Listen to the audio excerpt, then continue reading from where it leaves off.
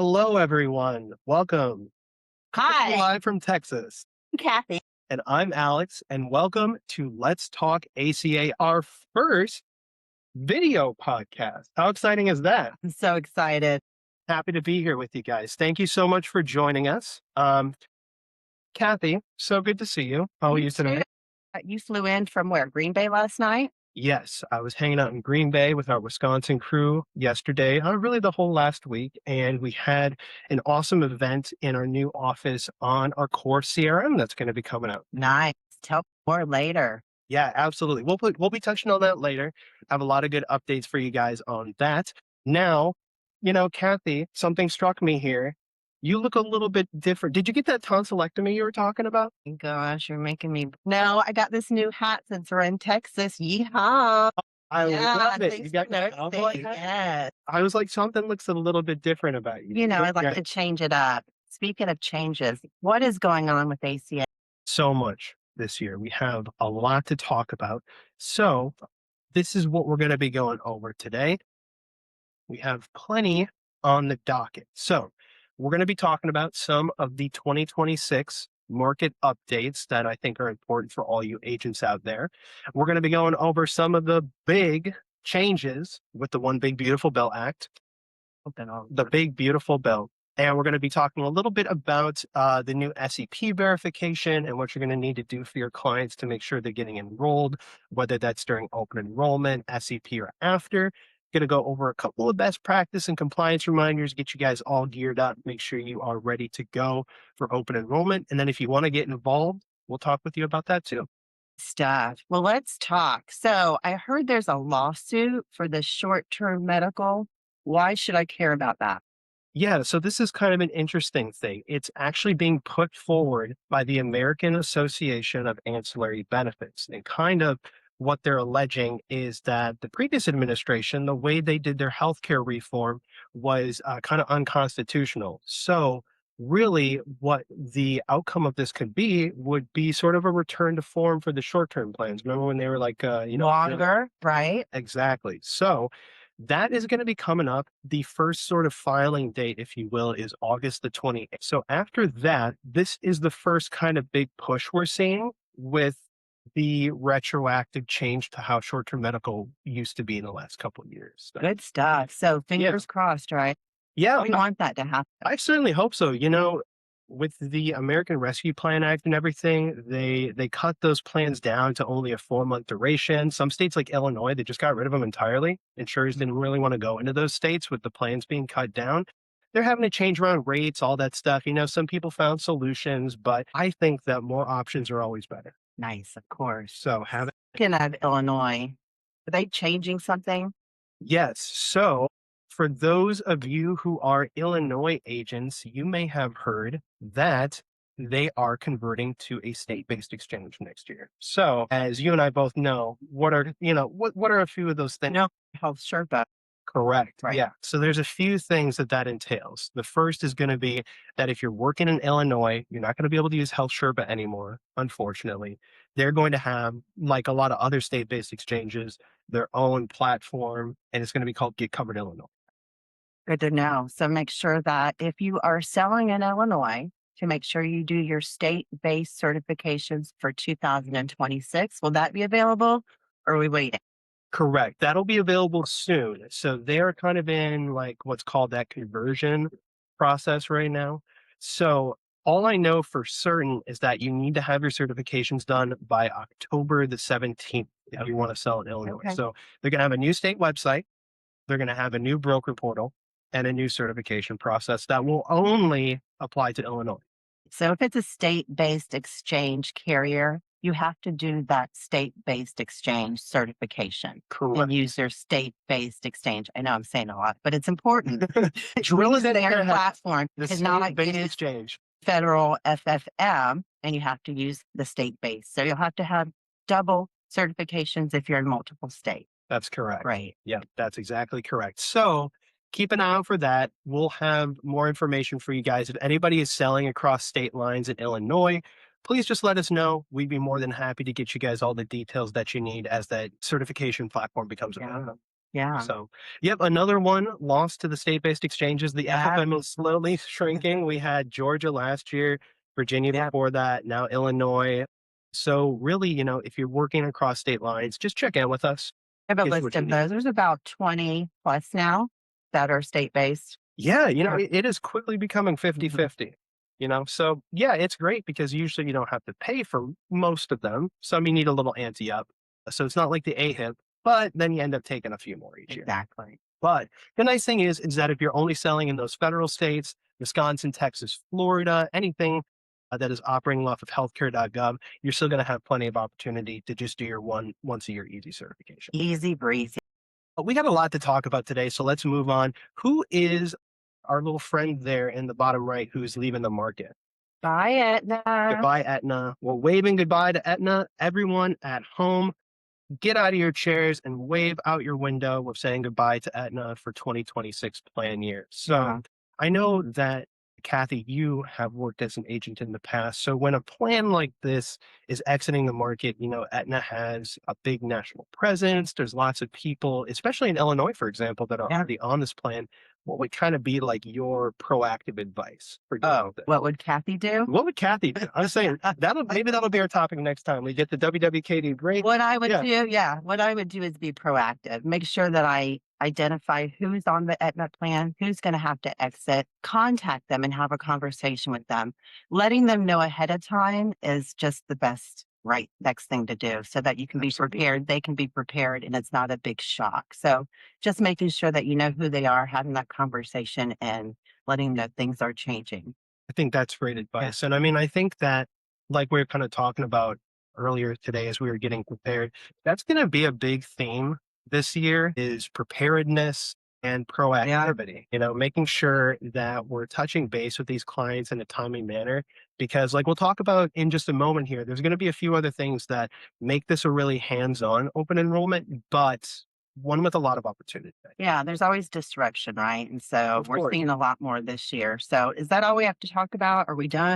No, no, we have plenty to talk about here. So, as we get on to I would say what the big topic is I know what you're going to everywhere say. right now. So I was in the airport yesterday Yeah, and the guy sees me carrying all this stuff and says, you're going to a trade show. I said, no, I'm going to a podcast. What's it about? The big, beautiful bill. right, So he's not an agent, but everybody's concerned about it. We're a little bit scared, but we're going to talk about it. right. Let's talk about it. Everybody's talking about the One Big Beautiful Bill Act. That- That is the official name. I don't know. I mean, maybe the bill will take off its glasses and let down its Sure, hair, and we saw it was sure. beautiful the whole time. Yeah, sure. But there's a lot of uncertainty with it still. In my personal research, I found that there's a lot of kind of differing information out there. I think that Mhm. generally it's correct what I've been able to read, but everyone's talking about it. So of course there's a ton of different sources What's to the going on? information. So first off, what the Big Beautiful Bill Act did not do was extend the ARPA and IRA. That was the American Rescue Plan Act and the Inflation Reduction Act. So you remember we talked about this last week, and there are a few really important updates to these that I think we're going to keep talking about as we get closer to open enrollment, because these are going to be sort of the more immediate impacts Sure. to this year's open enrollment for Right. the ACA. So as you guys can see there on the screen, on the left side with the American Rescue Plan Act and the Inflation Reduction Act expiring, these were ones that could have been extended by the bill, but because they were not, we're going to see three big changes this open enrollment. So one is going to be a shorter open enrollment. We don't like that. That's always a little bit of a difficulty for agents because with what we do here at JSA, so many of our agents are working with Medicare, of course, that I thought it was really nice to have that extra month. Is when you have two book of businesses and you're running in both lanes. Yeah, it was December 15th traditionally for ACA open enrollment was the cutoff date. And then with the ARPA, we got that extended all the way to January 15th. And, if you sign them up after a certain date, they would get the February 1st start date. But still, it was a great way to have that extra time to really touch base with your client. Yeah, we have an our Right, right there, right. It's like Yeah. having a whole nother election period almost Mhm. in a way. So The good thing is that it's still there. We still have a little bit longer of an open enrollment. We got a week more than Medicare. And it's a little bit uncertain right now. Make sure you guys tune in next week as well, because we're going to be talking about the CMS final rule. And between you and I, that talks a little bit more about the time frame for open enrollment. But the way it stands right now, we're going to have a shorter open enrollment. It's going to either be December 15th or December 31st if they grant a 2-week extension at the longest. Correct. Yeah. Correct. So that's the first big one. The other big one is going to be the 150% of the federal poverty limit SEP. So this is one that we like because during the middle of the year, it was a good sales opportunity for those that were making less than 150% of the FPL. And you're a little bit more familiar with this than I am on the DSNP Sure. side, but it's kind of like that dual SNP SEP where you could enroll them a few times in a calendar year, kind of switch up the plan Yeah. a bit, right? Yeah. Like Florida with our FEMA. It's available all year long, but there's going to be opportunities still, even when we lose these SEPs, right? We're going to talk more. Exactly. So the other big one that I think is going to be really the biggest change for most clients is going to be the enhanced subsidies are expiring, which that's a little bit of a shame. So let's touch base on an example here quick, and then we'll come back to this slide. But if you guys notice, we got this fun little graphic here where you can see all the money walking off the cliff into the abyss. That is what's called the subsidy cliff. So that was a term that was used before the enhanced subsidies. And what that was basically anybody beyond 400% of the federal poverty limit, hard cutoff on getting help through the Right. ACA, right? Right. So let's take a quick look here as an example. So if they're above it or they're making the increase for the cutoff higher, they're still going to be eligible for a plan. Correct. Yeah, that's a great point, Kathy, because it's a common misconception I found that people who don't get subsidies aren't actually eligible for the ACA. Right. And that's I definitely hear it all the time. I incorrect. make too much money. I don't qualify. Right. I'm not going to get into the Affordable Yeah. Care Act. It's a name, of course. It's meant to represent what the the legislation does and what healthcare.gov does for people. But even if you make too much money to qualify for a subsidy, you're still eligible for a plan as long as you're signing up during open enrollment or you have an election period. Good stuff, guys. Yeah. So that is basically those enhanced subsidies are ending. So this last year, we saw a lot of people even up into the six-figure income range still getting maybe 100 or $200 a month off their plan just to make it a little bit more affordable. So if you guys look at this here, here's an example of the 2025 FPL chart. So if we take, let's say we have a husband and a wife, two people in the household, right? And we look at the 400% of the limit, it's about $82,000. Right. So going forward, what that means is there's going to be a hard cutoff for people to actually earn subsidies past that income amount. So it's a little bit unfortunate because, if we have your 60-year-old couple, they may be making 100,000, they're getting a couple $100 off their plan. They might have gone for a little bit of a better option, like a silver or a gold product, right? So with this open enrollment, they're probably going to be paying a little bit more because they're going to lose those subsidies. So I would look to maybe put them into a bit of a more cost-effective option, like a bronze plan, something like that. Right. So there's options. Again, educating your clients is really important. It is. It is. That's, first and foremost why we're here for you guys today. So just know that the subsidy cliff is going to return. It's going to be a year to set up appointments with your clients ahead of time. And if you have any of their financial information saved, if you're going through your quotes on Health Sherpa and you're able to dig into that, look for your higher earning clients. Make sure you're touching base with them as well so that you can be sure to sort of reevaluate their plan because it's likely going to go up in price. Yeah. Good stuff. So those are some of the big changes that the bill did not extend. Now let's talk about some of the changes that the bill is going to enact. Big, beautiful. The one big beautiful bill, right? So there are a few things here, and I think you made a really good point earlier, is that there's a lot of confusion around here. You met a guy in the airport Yeah. who thought you were schlepping all this Yeah. gear, and he's like, ACA, one big beautiful bill. Okay, ACA is going to be gone. Yeah. Nobody's going to get help anymore. There's going to be, no plans. The premiums are going way up. So I think the real key here is that not everything's happening. ACA is not going anywhere, guys. Yeah, no, it's here to stay, and a lot of the changes with the bill are not going to be, they're not going to be taking effect until 2027 or Yeah. 2028. Yeah. And we have a few things here that I'd like to touch on, that are impacts. And a quick disclaimer, this is a very big piece of legislation, right? 900 something pages. And there is a lot in terms of healthcare, obviously, mostly Medicaid and ACA related. Not everything is going to be covered here today. We're going to continue talking about it as we get closer to open enrollment. We're going to be doing these monthly for you guys, so make sure you keep tuning in. And basically, there is a lot more here that we have to talk about. But these are some of the big changes that I think people are really hitting Sure. on that I We've been wanted to touch reading base on. through. We're going to keep reading through it so we can make it beneficial for us and for agents. Right.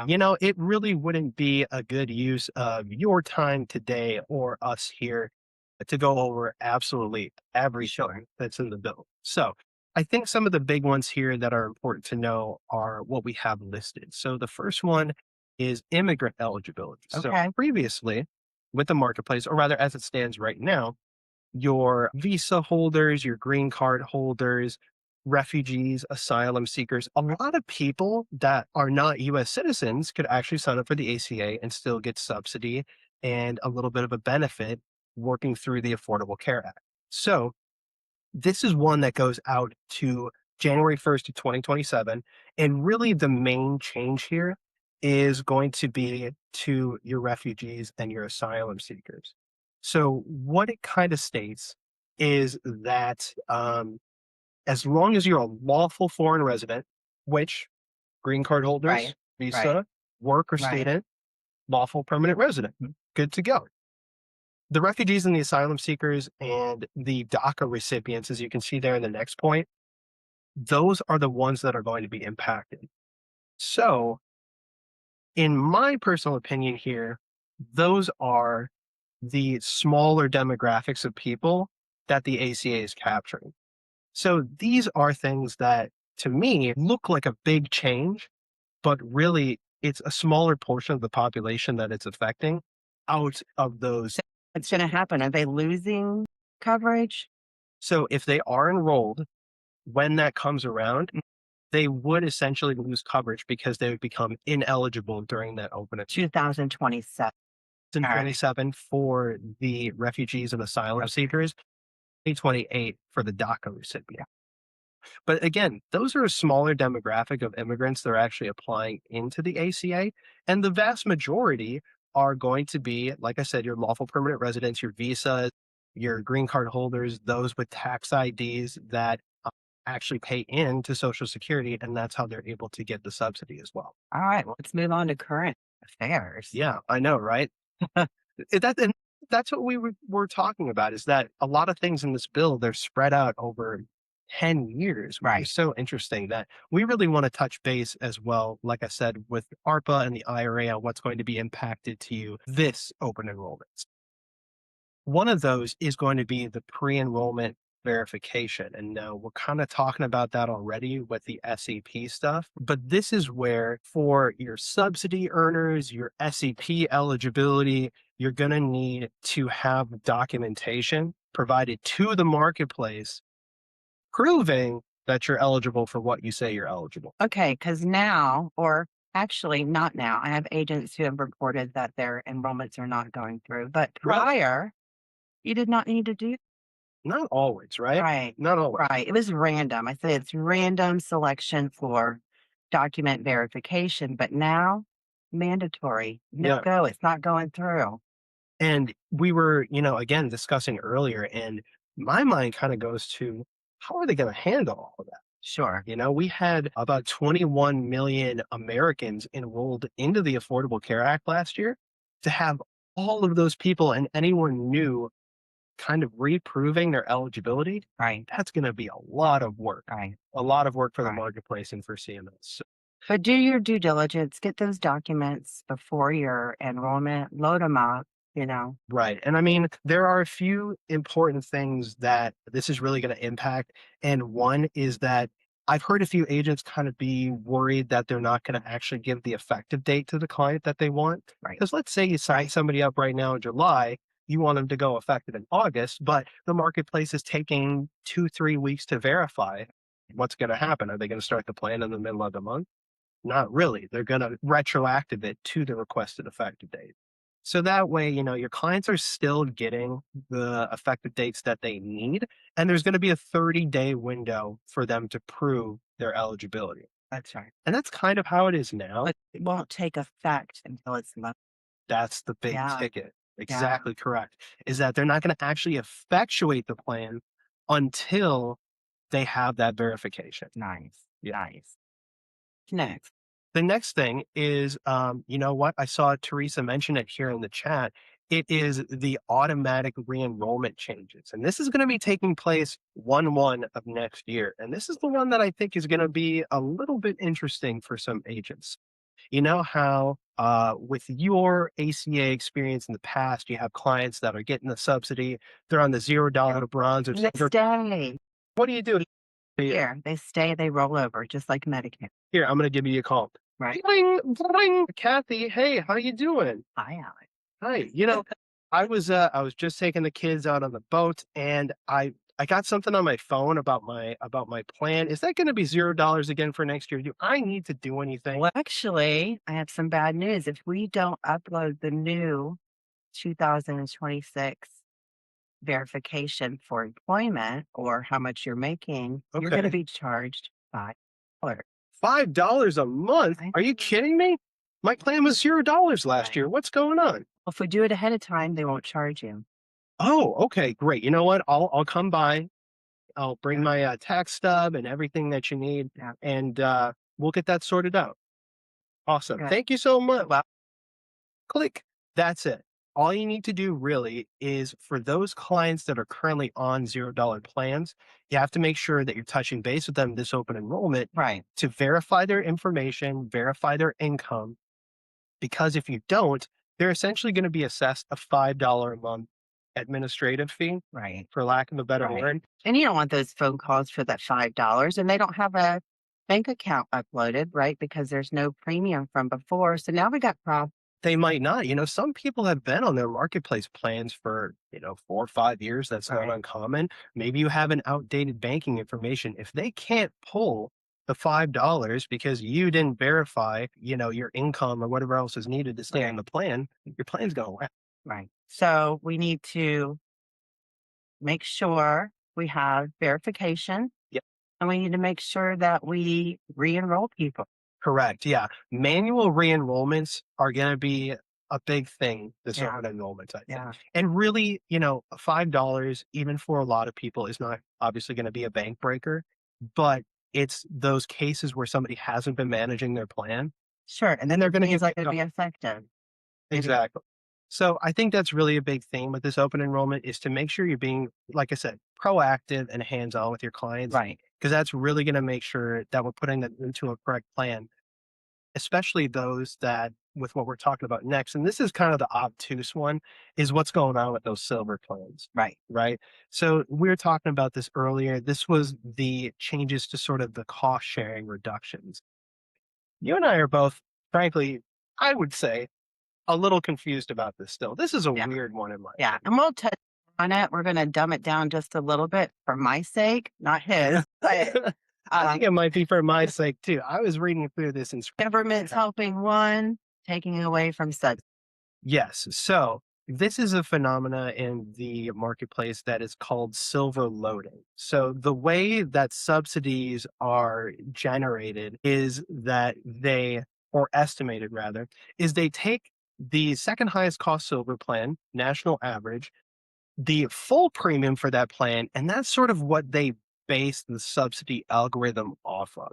So what is happening is previously your insurers, United Healthcare, no longer Aetna, Cigna. Mhm. These were the companies that would actually take the hit, as it were, for the cost sharing reduction. So that's where your deductible is less. Kind of like they did for the Part D. Exactly. Yeah. Exactly. Less copay. Mhm. So the insurance carriers were eating that cost. What the bill is saying is that now the federal government is going to put, I think the number was 50 billion in the first year, towards the cost share reductions for these plans. So that's going to have a couple effects. So let's go over the plain and simple, right? What's going to happen is that the full price silver plans are actually going to decrease in price a bit. What this is going to do in effect is then also decrease the subsidy amount across the board because they're basing that amount off the full price of the silver plans. That's where you get the term silver loading. So is cost sharing going down then because of the changes? Not really. Okay. And see, that's the funny thing is that the cost share is still going to be there. It might be a little bit different. And frankly, your clients that are already on silver plans, their costs are not going to change that much because the plan cost as a total is going to stay about the same because the full price plan is going to go down. The subsidies are going to go down as well. So you're not paying for the very expensive silver plan with a larger subsidy amount. You're paying for the less expensive silver plan with a less subsidy amount. Right. So your silver clients are not really going to be impacted. Yeah. So, guys, no big deal. Again, education and making sure you're looking at those benefits, the cost sharing, and noticing the increases or decreases in premiums.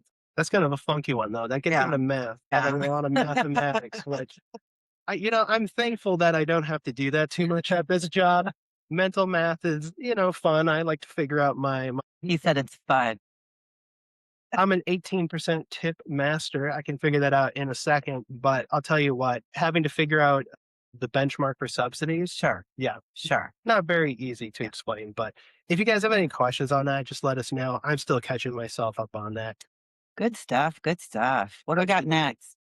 Moving right along, we have a few other things to talk about. And I'll just say, too, we have awesome attendance today. I want to say thank you so much to everyone who's joining us here today. If you have questions in the chat, because I see some people putting them in there, we're going to have time for Q&A at the end. So Yeah. make sure we stick around because we're going to discuss everything that you guys are talking about as well. Let's keep talking. So this was, Medicaid. I know, look at the big scary red graph, right? So this is the big one that a lot of people inside of healthcare, outside of healthcare, everyone's talking about kind of what's going to happen with Medicaid in this bill. When I was doing research, I think this is kind of like the number one article Oh, that sure. I saw. It's everywhere. And again, I think this is something that's getting misconstrued a little bit because really what's happening is these are national cuts to state Medicaid programs over the course of 10 years. Okay, we got some time. We And got as some you may or may not know, every state is based differently. So every state has its own Medicaid guidelines, eligibility. And- Some even like California is by the county. So it really depends. Yeah, and as all of you know out there who have been in the industry, I'm sure for longer than myself, state and federal government don't always get along with the rules that they make. Medi-Cal is different from Badger Care in Wisconsin, and so I think over the course of 10 years, I'll just get a then we Yeah. all, just talk about it and hold hands. So there's going to be some conflict here. We have to kind of see, of course, what pans out over Right. this amount of time. A lot can change in Right. in 10 years. So I guess as an agent, I would think, oh my gosh, all these people are going to lose their Medicaid. Right. All these people. Not all at once. Right. That's for sure. Not all at once. And so really what the bill is saying, and we're not going to get into this too deep today because this is a big provision of it. Yeah. What it's saying is that they need a work requirement to keep people on Medicaid. The Mhm. overall funding of Medicaid is going to go down, and that's really what is going to be kicking some people off. And there's going to have to be increased verification, kind of like the ACA with your plan, as to who is actually eligible for Medicaid. But the theme today is that change is opportunity. Because what do you do when people lose their Medicaid? We have to find some option. Right. We're not going to see a bunch of millions of Americans without health insurance. Not If we educate them properly and we're there, they can find us or we can find them, right. then you can impact their lives. Absolutely. And as some of you may know, when you get that Medicaid denial letter for people that were already on Medicaid, they would be able to sign up for the ACA. So it Actually get sounds subsidy as well. like you have to work 80 hours or whatever the requirement is to be on the new Medicaid. Right. So if someone's getting off because of income, hopefully they're working. And Yeah. if they're working, what? Then they can get a subsidy. Now you have a client. So there's Exactly. opportunities. I see growth. I see dollar sign. I see dollar signs as well. And Mhm. a lot of the Medicaid people are seeing dollar signs too, because I think I saw a statistic. It was somewhere between about 60 to 70% of people on Medicaid Mhm. are already working a part-time job, Oh, that's good. which that 80 I hours a didn't know. month. Yeah, Yeah. that's really what it comes out to Right. anyway. It's holding down a part-time job and you need a little bit of extra help. Right. So if we see these people losing it, Yeah. they're still going to have likely some form of base income. And at that point, that's where you as an agent can provide them with a solution either through the ACA or like so much of what we do, some other kind of rudimentary insurance as well. Maybe short term if those plans come back, because those Sure. rates will go way back down. Sure. Yeah. So just something we wanted to touch on today. There's going to be a lot of opportunity there. And I think still a lot of changes to this over the Yeah. next 10 years. So SEP verification is something that was effective on May the 16th. And it's going to be sort of hand in hand with the other verification that we already talked about with Right. the marketplace. But this is one that's already taking effect. So when you said you had that agent the other day say, hey, my Oh, that client was didn't, months ago. yeah, didn't get enrolled. Mhm. This is like That's in Georgia, so it's already started. that. You know, So that I think is a byproduct of the SEP yeah, verification. makes sense. So what's the big deal, right? What do we need to do as agents to make sure that we're handling this change? Well, really, it's a lot of the same advice we already gave, which is good. Basically, you want to make sure that your clients are able to prove their SEPs because I think you said it best earlier. Like, let's say you have a change in residence. What kind of happens when you go to sign up that, you know? Right. What do they do? They go to the marketplace. Hey, I have an SEP. I moved. And from your experience, Nothing. It just goes through smooth, yeah, right? and maybe, I don't know, 25, 30% of the time somebody would, "Hey, you gotta prove something." Maybe Right. not even that. I haven't heard. Right. The I knows had to prove that they moved, Yes. lost coverage, or federal poverty. The times are changing, but that's okay. You know what? It's there to help prevent the fraud for the ACA and for the agents too. There's a lot of fraud. So this big beautiful bill, it's to help prevent fraud. In And it's some because, we see a lot of things happening that we think that's unfair when people are taking our clients and now there's a three-way call. A lot of things. These are good. These are things to help us. right, it's a little bit more hands-on, but that shouldn't be something that agents aren't used to, Right. right? So the nice thing is that with the AOR and kind of client protections that we're gonna talk about in a minute, we saw those result from, I believe the number was like 200,000 CMS complaints in the Oh, first quarter sure. of last For year. sure. And where are those coming from? They're coming from sort of your unscrupulous call Right. centers, right? Right.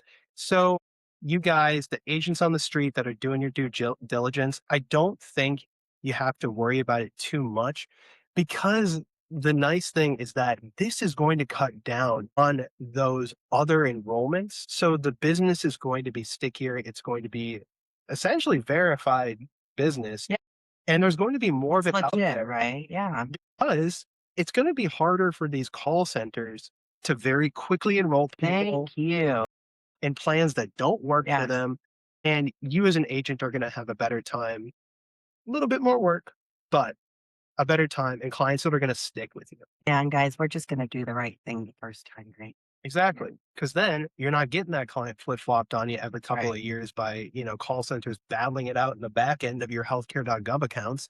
You're actually going to have a client that stays with you. And if they aren't, if they, for whatever reason, get on the phone with a call center, maybe they think it's somebody from your agency. Yeah. There's a lot of, kind of scam stuff out there right Sure. now, we could say. This will help protect your book of business. Yeah. Well, Alex, I feel so much better. I was a little bit scared going into this AEP for the agents and being an agent and, they're going to lose their subsidies. They're going to lose their Medicaid. They're going to lose this. I have to do this. But now that we talk about it, now that let's talking about it, we can feel better and be like, okay, Not a big deal. Just let me be prepared. Yeah, and you know what I really like about this is that I think that education and teaching is also learning, Yep. right? Yep. So that we can talk about these things in an educated way and really do what we need to do to help our agents. Right. We got to learn it ourselves. Right. And one of the best ways to do that is to chat it out and dish about it and figure out what's going on with this bill and everything coming through from CMS and the industry as a whole. And it's just a really great way to Let's talk some more. What else do we have? bet. So, I would like to talk about just a few best practices for this year, given everything we've discussed. And two of them are from the past that really shouldn't be too big of a surprise for anybody at this point. So, those two are the PII, a consent attestation form. Oh, yes. What would you call this? Kind of like the ACA scope of Consent form. appointment, Right. Right. you know? Just something where, as a quick reminder, if you're working with any ACA clients on the federal marketplace, not all the state-based Correct. exchanges have this requirement. They might have their own compliance, but generally most of them haven't picked this up actually. So if you're working with your federal marketplace clients, make sure that you take a consent form. All this really says is, hey, I've explained to my clients what their best quote and subsidy eligibility is based on their personal information and their income. And they are allowing me to essentially take that information as their agent. Yeah. And if you're on Health Sherpa, it auto lets you download that. You could print them out as well and have them physically signed with a wet signature if you need to upload that. So there's lots of ways of capturing that. Right. And they're actually very loose on the medium for those. So you can take it by text, voice recording, Yeah. email. Even your QR code on Health Sherpa. Yep. You can take it through the QR code. And really, you just have to make that file accessible for 10 years. ACA scope of appointment, but not quite as stringent. Yeah. I'd say. Yeah. Yeah. Right. So the next thing we would talk about here is making sure that your clients stay protected. These are the AOR changes, the AOR protections that we were just talking about. But how would you, as an agent, if we, go back into that role play, what would you do as an agent to switch a client from maybe they haven't spoken with their agent in 2 or 3 years, or they got scooped up by one of those call centers? What would you do to finish that enrollment up Sure. or get them on your book? Good question. So there's two options. One is to make that three-way call. We have a script for that if you're interested to make sure that the platforms don't take your clients halfway through the enrollment. So that's the three-way call verification for them, or the QR code on Health Sherpa. Again, we'll have to check the state-based ones, Mhm. but Health Sherpa has one. And if they're able to verify their identification on that, that will qualify for the agent of record change. Perfect. Yeah. Yeah. So really, it's not too bad. You just want to make sure that you're touching base with your clients. If they do have, prospects that you're working with that are maybe with other agents, to get them over to your book of business. Right. So the next big one that we want to talk about just quickly is the certification deadline. You'll see the date there as Tomorrow, we're going to be blacked out. so tomorrow p.m., I believe it's Eastern time.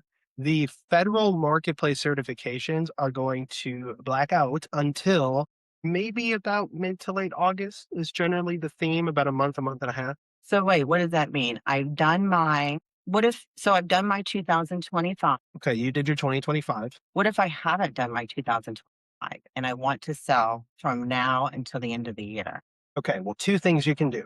Either one, not a big deal. So if you wanted to wait until the 2026 platform is out, you can give yourself about a month and a half break. We wait until mid to late August when those get released. And then when you do the 2026 platform, you will be able to still sell for 2025 effective dates if Okay. you haven't done that before. Okay, so this is very important because a lot of people are trying to contract right now. Right. And it's Right. only for the federal marketplace. Your cities right. probably have different time frames like we were talking about with Illinois. So if you're working on your FFM certifications, you may want to wait if you can't get them done by tomorrow.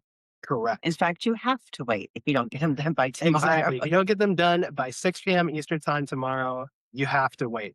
But there is a benefit to doing them early, Okay. right? Tell So me more. if you are able to squeak out the time to do them either today or tomorrow morning, and you do, as a new agent, the 2025 course, Now, what that does is it saves you time down the line Yeah. because you will be going into 2026 as then a returning agent. So instead of taking, maybe 4 to 8 working hours, you have a vastly reduced course load. You do your whole certification. And I would say most agents, it's usually just an attestation, maybe a short test. They change it a little bit every That's right. year. That's Takes right. you an hour, So this is two something that hours. needs to be done every year. Right. Um, it's a course. It'll take you half a day to do. It is not the AHIP, guys. It is not the AHIP. No, and thankfully it's no cost to you too. So it's not like you have to pony up Exactly. $125 to even do this. I So you're say not wasting get money. through the course, take the test, and let's move on. Right. So if you have time in the next couple of days, again, proactivity, do it now, get it done. And that way, when you're setting all of your appointments and you're scrambling for your Medicare contracting and doing your AHIP in August, then you don't have to worry about this that much because it's going to take you like an hour. And otherwise, just know, I mean, the matter of fact is that you cannot sell if you do not have your FFM right now. You're going to have to take a break as of tomorrow until it opens back up. And if you're new, then you'll have to get contracted. So you've got to be on watch. We're going to let you know because you've got to get contracted immediately so we don't have any blackouts coming the next aid. Exactly. So that is a nice benefit too, is that Yeah. if you get it done, you don't have to worry about those contracts that are going to actually require it. Right. So that is a good little tip from us. That is our tip Very of the important. tip of the Yep. day for you. And as another best practice, we want to practice what we preach, right? And that's cross sell. And a lot of people, we've been harping on you for cross sell with Medicare, all these different products, but a lot of times we don't talk about that as much with the ACA. No, I could be in a house and I could have a spouse that's 62, a spouse that's 65, kids, multi families, that are generation families that are living together. They all need life insurance, indemnity hospital plans, short term medical, possibly, ACA, Medicare. And we just added on a new division with Becky for That's right. annuities. Yeah, So, how thank about you. a IUL? And talk about commissions for IULs, guys. Exactly. Something you want to look into. Especially for you financial planners out there that are running a Medicare Yeah. or a health insurance Yeah, business for as sure. well. We're going to be having a whole annuity platform, and Becky down in Florida is doing a great job getting that up and running for us. Super exciting that we're going to have more of that presence as well going forward into the future of Yeah. JSA. It's awesome. So again, cross sell super important with the ACA. The one that I always like to do a quick pitch on is actually an accident plan. Because what's Yeah. going to really put you into the hospital, right? An accident. Fall down on the ice, break your wrist, break your arm, break your leg, whatever. An accident plan is usually a $25 to $50 a month premium, one lump sum, and it helps your client get right through their deductible. It's just a lump sum payout, and they can use that to just totally clear their deductible. So get paid if you get hurt. Get paid if you get hurt. Yeah. That's Sounds good to me. That's what I'm talking about. So there is tons of cross sell opportunity with the ACA as So, Alex, what if I had a couple of line of businesses that I was working through JSA? Is there something where I can compile it in and see all of my clients together and have it do some work for me? That is a great question. And like we mentioned earlier, like I was hanging out with the Green Bay folks this week. Our new CRM platform is going live very soon. And Oh, it's gonna be great. very easy to use, very inexpensive. Tell me more. So, like we're talking about with the theme of proactivity, not only can you use this for your Medicare clients, but it's a full CRM. You can use it for your ACA clients as well. So, really, what I'm kind of preaching is that you can take your Health Sherpa book of business, you can pull your book of business from your individual portals for the companies that you're working with. You put it in to our core CRM. And what this really has is it's a super pared down CRM. We made it working with the software That's company. customer retention management. Exactly. Customer resource, customer Resource, something, retention, right. there's a couple different names for it, right? But it's a platform that you use to manage your business at the end of the day. We built it from the ground up with a software company, working with agents, working with our biggest partners to say, I don't need this. I don't need all that slop. I want just the core of what I need to manage my business. Right. And that's what's so cool about this because it has some of these sort of AI powered outreach tools. Yeah, guys, we went to the table with the top CRMs and Right. said, we want it like this, but better. Exactly. So we have really structured this for agents by agents Yeah. in a way. Yeah. Baba, as Yeah. it were. Yeah. We're coming up with a bunch of funny slogans today. These are going to This is just the, be. it's getting the brain moving doing this. See, this is why this I didn't know you were creative too, because my gosh, the stuff that's in his brain, guys. I can't tell you how thankful I am for. I'm thankful for you too. Hey, I couldn't talk about it if we didn't ask good questions. No, but I need people like you. I'm sales. I have the gift of gab. So No, you do. it isn't reading. It isn't, but retaining information and being able to educate and make an impact is our gift. Well, we're going to keep practicing Yeah. that gift because we're doing these every month, you guys. Oh, So yeah. you get to join Kathy and I, Yeah. and you'll teach me a little bit more about the gift of gab, Yeah. and we'll just keep talking about it. So But I'm trying to get a different hat for each location. yeah, we'll talk about where we might be next Or month. I have an idea for a hat. I that you think I can know too. potentially wear. But really, to finish up my point, you put all your clients in here, and with how proactive we're advising you to be this open enrollment, making sure you're touching base with the higher income clients, those that need the verification so they don't tack on that 5-month premium, those that might have their eligibility changing, the three-way calls with the marketplace. You put your clients in quorum, you use an AI powered tool, and really what this does is it does automated outreach, automated touch base. It's going to do it on a set schedule, really nice designs, and it's going to be an excellent way for you to kind of set it and forget it, to work with your clients more efficiently, set your appointments so that what do you want to focus on during open enrollment? Yeah. You want to focus on selling. We're thankful for AI. Scary. Yeah. And actually, I was thinking about doing a class, to just kind of let us know what is AI? How can it work for you? And let's not be afraid of it, right? Exactly. Let's dive into the kids Yeah. world and figure out how to do this. We're not too old, guys. We can do this. Are you kidding me? You guys can do it too. It's not a big deal. Yeah. But anyway, that is a really great way to not only touch base with your clients as open enrollment, but use it for cross sell too. Right. Put your existing clients in there. Hey, did you have an issue with your deductible last year? Yeah. What were those co-pays that were hurting you? Really good way to make sure that you're doing everything that you need to do. And what changes, gosh, how do we keep up? Right? Right. Ever changing. Easy way for you to make sure that your clients feel informed as well. As an agent, that is part of your job to make sure that people know Right. what they're purchasing, what they're actually taking on in terms of an insurance plan. So this is a really good way to make sure that your clients stay informed as well. So that was pretty much what we had to talk about. Time today. for Q&A. And let's talk. How much time do we have left? So we are at about 50 minutes to the hour. We got about Okay. 10 minutes left in our hour. So, if it's cool with you, I'm just going to hang out here as long as we have Q&A. Sure. You guys are welcome Sure. to as well. Just as a reminder, this was recorded today. Anyone who's on the presentation today, hope you didn't have to have your phone up to the screen or anything, taking screenshots. We're going to give this guy to all of you guys. We'll Yeah. send out a follow-up email tomorrow with a copy of the presentation, recording with all the audio, the chat, everything. Yeah. So you can go over it again if you need to. Yeah. So no worries. If you want to get involved, the best thing you can do there is now actually take out your phone, scan our QR code on the screen. That will allow you to take just a quick little survey with us. We can let you know what your needs are, how to best assist you with getting your ACA business up and running or running. And really, we want to work with you guys as close as we possibly can. Sure. Tight-knit team. And we're going to do some ACA business.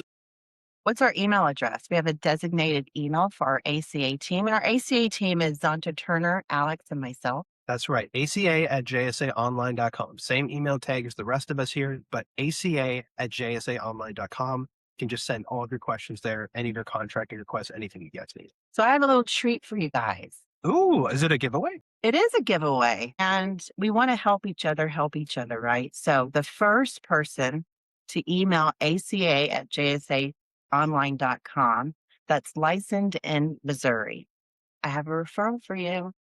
A free referral in Missouri? Free referral. All right. We can put some of the things that we talked about today to practice, huh? Sure. Okay. First person to email ACA@jsaonline.com. You have a Missouri license, doesn't need to be resident. And you Can be- sell it today. and you work with ACA, get in touch with us. The first one we see in the inbox chronologically, we're going to send you a nice little referral Yeah. today. All right. Let's talk. What do we have chatting about in the chat room? So we have a lot chatting. Oh, okay. Guys, if we don't get to you, we will get to you back. Make sure you email ACA@jsaonline.com and one of us will get back to you. And I see if you guys get involved using the raise hand function, we don't we're not gonna have any, like, the mics unmuted today, so just put a question in the chat if it's something that we just don't have the time to address today. Again, it will be in there in the recording. You can reach out to us. It's something that we can send out in our follow-up email as well if it's gonna be useful to everybody. But let's go through a few questions here and Sure. we see what we got. So give me just a second, everybody. Okay. This has been great. Thanks, guys. I Yeah. appreciate the buy-in and conversation that we're going to have continued. Yeah, thank you everyone for taking the time and spending that with us today. We know it's getting to be, busier and busier every single day, essentially. So this is a really good way for us just to touch base with you guys. And we hope you continue to join us. Like I said, we're going to be doing this every single month. I did see one question. Somebody had asked if the enhanced subsidies were really expiring. Yes, they are going to expire at the end of this year. That is, of course, one of the big talking points of this year is that the enhanced subsidies are going to be going away. So again, you'll often see this as EAPTC, Enhanced Advanced Premium Tax Credit. It means the same thing. That's what the subsidies are. So really, all it is that you have to make sure that your clients are knowing what they're doing in terms of their subsidy. You want to be touching base with them again. And for your higher earning clients that are maybe on like a silver or a bronze plan right now, it's going to be important to just make sure that you're touching base with them and reevaluating their plan option. It's going to be important this year. Okay, just a moment. I know Marie had commented that one of our slides was updated, and we will make sure that gets updated. That was just for visual, so you can see the different levels of the Medicaid percentages. Right, exactly. Okay, thanks for bearing with us, everybody. One moment. All right, so here's what we're gonna do. Find this, Kath. Okay, so here's a good one. Can we talk more about the automatic renewals? Yeah, so the automatic renewals will no longer be available, period. Correct. Or if you do allow a client to automatically renew, that's how they're going to get that $5 monthly premium. Correct. So if they pay for it, then they will be automatically renewed, but we don't want to get into that, right? Correct. So let's see here. I saw another good So question. in the past, we were able to let clients just roll over from year to year. Right. Another one was, can you repeat the kind of verification that will be required before your plan begins? Income or citizenship, resident status, or both?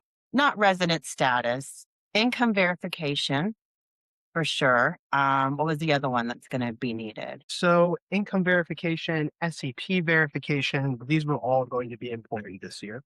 Yeah, absolutely. So for that kind of documentation, I think is what the question is really asking. Loss of coverage. Right. So if you have a letter from your job for Yep. loss of coverage, if you have like a new lease or a bill of sale for a home with a Right. change in residence, that's a document you can provide. It's a little bit nebulous right now what they're actually going to be looking for, but it's something that we're going to have to Well, be see. prepared, guys. Don't assume anymore that just because there's an SEP available that you could take it and you're going to be able to use it to enroll someone. So if you're going to take an SEP, make sure you have proof. Right. And I'm seeing a lot of questions in the chat here more about this automatic enrollment verification and the $5 monthly fee. So here, I see that Ariana Hernandez asks, let's see here. Really, it's the first I'm hearing about it too, guys. Like, unless you're, jumping on something that's going to give you updates for ACA or reading through everything, you're going to miss it. Right. So that's why we're doing this, so we can all be informed together.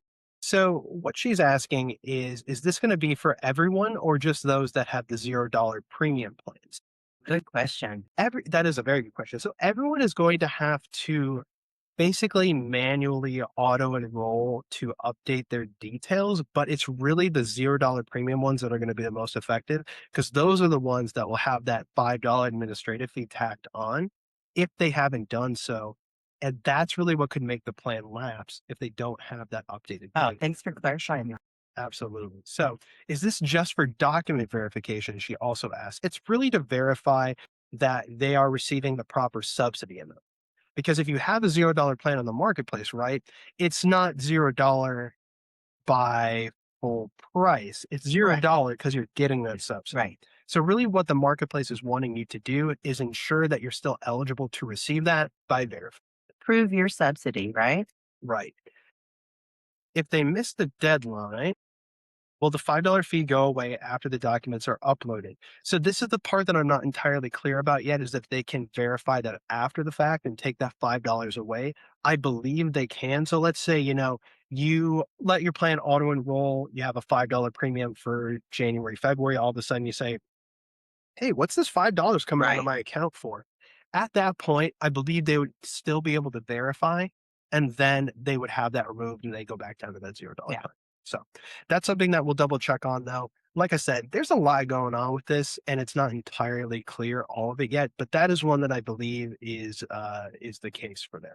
Now, the deadline for that again is December 31st, 2025. Make sure they are verifying their information in their account for the auto re-enrollment. For any sort of SEP verification, for any sort of other verification that the marketplace needs when you're enrolling a client for the first time, that's generally a 30-day window.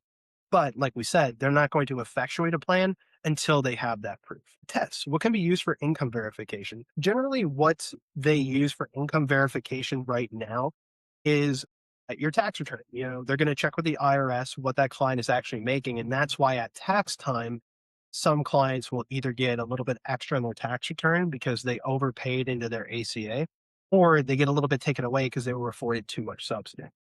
So this is for income verification. They can use something like a pay stub, like a W-2, I believe would be acceptable. Yeah. Again, this will be requested by the marketplace from your clients, and they're going to tell you kind of what they're looking for as a client, if you were clients.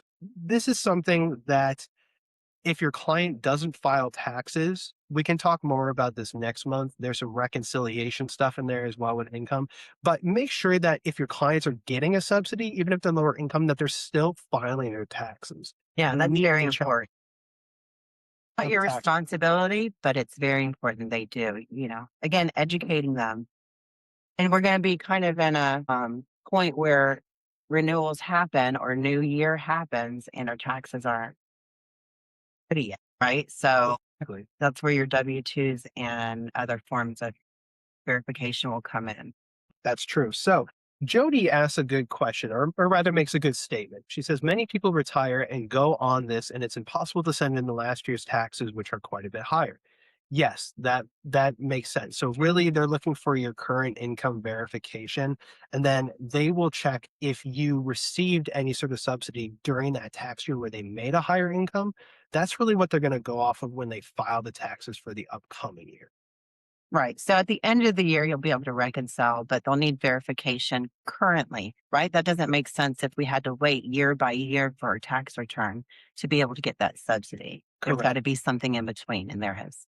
Serena asks a good question as well. Would the client get the renewal notice with the new requirements to verify their eligibility? So this is something that I think remains to be seen a little bit with how new this is how the marketplace is actually going to handle it. But like every year, I assume that the marketplace is going to send out sort of those renewal letters or the any sort of like notice of change letters. Yeah. And when the Prior- enrollment's made, that's when the client and the agent knows that verification needs to be uploaded. Client will know as well. Exactly. Mhm. And Barbara, you make a good point as well. The question is asked, what do you think your income will be in 2026? Who actually knows when signing them up? That's true. A lot of people don't have consistent income from year to year. So what my recommendation is an estimate, because at any time your client can still go into their account, That's right. update their income, That's right. and make sure that it's accurate. Because really, what the big issue here is that they may be hit with sort of a surprise at tax time or something like that that's going to throw a wrench in their plan. Yeah. Education, guys, it's really, really important, especially for the younger generations who don't understand, or older generations, all generations, really just explaining it to them why it's important that they file and that they can update you anytime. Anytime there's a change in income. Exactly. It's again, proactivity is such a theme I think with this year Right. is that your clients also need to take some of the responsibility to be proactive themselves. At the end of the day, it's not your insurance that you're Right. signing up for, as an agent, it's theirs. You are a resource. You want to be available for them, but they still need to have some of their own agency to make sure that they're doing what they need to do in terms of working with the marketplace one on one. So, one thing here, Tess says, I'd love some more detail on the work reporting for Medicare. Can you recommend a source? Tess, what I'd say is just shoot me an email, ACA at Yeah. jsaonline.com. I can send you some of the sources where I got my information from today. Let's do one more question. About 5 after the hours. Thanks for hanging in there, guys. And then I have a proposition. I'm going to go through the chat on the recording. I'm going to pick out maybe 10, 15 really good questions I think. I'll answer them and I'll put them in a follow-up document in our email tomorrow. Exactly. No problem. So I know, sorry for a little bit of the tech difficulties here at the end, but I want to make sure we're answering all your questions. That's really why we're talking about this today. So I'll audit that. I'll put some answers in the follow-up email just to make sure that you guys are getting taken care of. And Let's take one more. if it's something that we missed, just, get in touch with us. I'd be more than happy to do that. Let's see. Last caller. Last call. Ooh, be fun to have call-in sometimes, wouldn't it? We'll see, right? I think we should do a call-in sometime. Let's talk about the AOR change. I think that's a good one. So, with the AOR, are you able to make that change by adding your NPN to their application like prior years, or only with the three-way call or health Sherpa? Yes. So that was where a bunch of the complaints stem from, is that these call centers had sort of backdoor access to clients' healthcare.gov accounts. So they were just changing NPNs, and that's not really what's supposed to happen here. So what you need to do is, like Kathi said, you have to do the three-way call with the agent, or you have to do more of like the self-forward. It's Health self, Sherpa. yeah. So it's the QR code. It's on your Health Sherpa on the left-hand side. I think it's under marketing. And you can have them click on it. So it's a self-enrollment and it's going to verify who they are. And that will then change your agent of record. So it happens instantly when you're calling in. I don't know if there's a delay when you do it through the consent. It's been a minute since I've done that. But there's two ways to do it. If they can't verify themselves, so it's going to ask them questions like it does when you do Social Security, something like, did you live at this house? Did you have this a bank account? If they can't do that, then you've got to do the three-way call. And it's very simple. The hold times aren't very long, 5 to 10 minutes max, I believe they were last year. And you're just going to say, hi, this is so-and-so. I've got so-and-so on the line to authorize me as an agent. We've already done the sale, blah, blah, blah, and wait for them to confirm it. Correct. Or if it's from your Health Sherpa account, that way it's already tied in there. So if you do that agent forward enrollment, that's how you as the agent are actually getting credit for that sale and getting your commissions down the line. Yeah. So, all right. Hey, not bad. We answered a lot of questions. Thank you guys for the participation. Yeah. So many questions in here. I love having a nice time for a Q&A section. So like I said, I will be answering some of these and sending them out in the follow-up email as well. Where are we going to be next, Alex? Ooh, let's talk about that. So we're going to be live from our Green Bay office on the rooftop. That's what it sounds like. So for any of you Wisconsin agents, we've recently moved Cheese head. that you read my mind. That's what I was, but maybe for next time I'll join you as well. Sounds good. I'll do one of those crazy green and yellow face paint. Yeah. It might get a little much to look at. Guys, you're not alone. And remember, you are the bridge between uncertainty and security. Thanks for joining us. Thank you, guys. We're going to be wrapping up here now. If anybody needs anything else, remember, ACA at jsaonline.com. We'll see you guys next time.